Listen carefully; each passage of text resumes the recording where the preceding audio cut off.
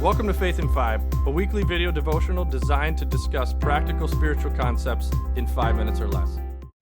Hi, welcome to Faith in 5. My name is Carter Moss. I'm excited to be your host this week. How's your year been? Wow, crazy year, right? And when people ask that, you just don't even know how to answer anymore. For sure, one of the things that struggled the most for people has been mental health this year. I'm sure you've seen it in friends and family you know or experienced it yourself. I certainly have.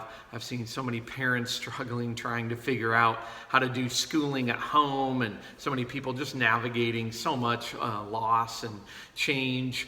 Even had, a friend take his own life. Seeing social media has been blowing up. So I want to share with you throughout this series some wisdom that I've learned my own experience and from some professional therapists, and definitely, most importantly, from God. And 2 thoughts for you today on how to have a healthy perspective in a crazy time like this. And the first thought is this: embrace that this is a draining time. We just need to own it and embrace what it is. Therapists would say, that it's a time that we're all maybe doing less, but we find ourselves even more tired. And that's because our brain is always in crisis mode. And that just takes a lot of mental, physical, emotional energy out of us. Our brain's always in a high alert mode. So I want to start here and just say, give yourself grace, because God does. Give yourself the kind of grace He does. This kind of season's supposed to be hard. By the way, it's comforting to me to know that Jesus Himself went through incredibly hard seasons.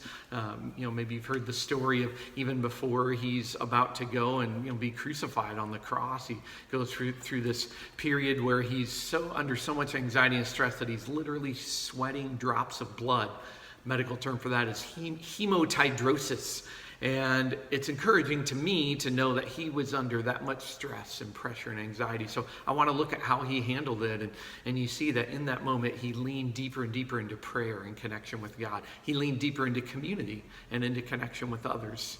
So we can embrace these seasons. Even Jesus went through them. My second thought for you is, let's learn to view each week differently. This is one of the most helpful things that I've learned, because I know we thought the world was changing fast before, and now it really changes fast. So we can't get stuck.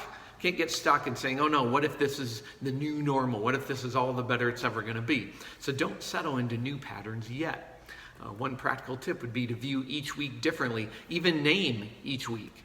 I've started to try to do that. Look back on a week and go, wow, that week was just about work, because that's just all I did. That was work week. Then I had a week where actually my teenage kids actually wanted to play different board games every night. I'm like, you know what? That was family night week. That was pretty good. Or a week, that week was catching up with people, staying in touch, just learning to view it so we don't get stuck.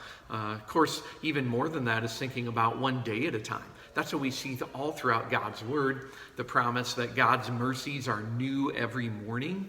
There's a great promise to remember every morning of this season. Or how about Jesus' call to us? He says, take up your cross daily and follow me. This isn't just going to be one big season. It's going to be a daily journey of following Him.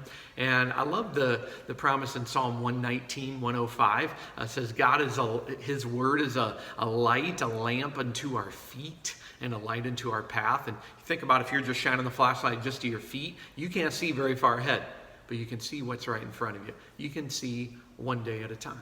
So I encourage you to take it one week, one day at a time. And for the rest that's out there in the future that we can't see how it's going to work out, well, there we rest in the promise of the Apostle Paul, the great 2 Corinthians 5:7. We learn to live by faith and not by sight. Thanks for watching Faith in 5.